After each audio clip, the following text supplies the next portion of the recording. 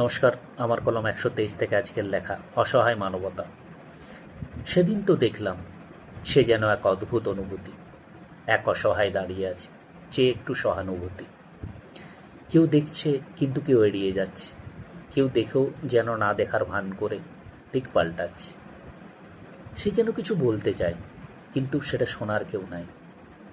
এক ধরনের দ্বিচারিতা বোধ, যেটা ভেঙে দিয়েছে আজ সমাজ, কিন্তু সেটাকে ঠিক করার বা গঠন করার কেউ নেই আজ।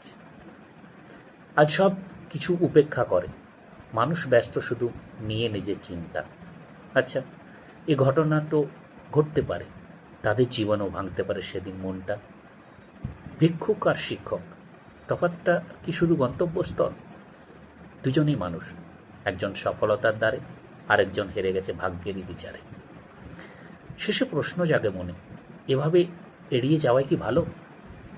মানুষ কিন্তু নিজের কাছে হেরে যায়, নিভিয়ে ফেলে মানবতার আলো। যেদিন মানুষ হাত বাড়াবে মানুষেরই তরে, সেদিন হয়তো মানবতা ফিরবে নতুন করে।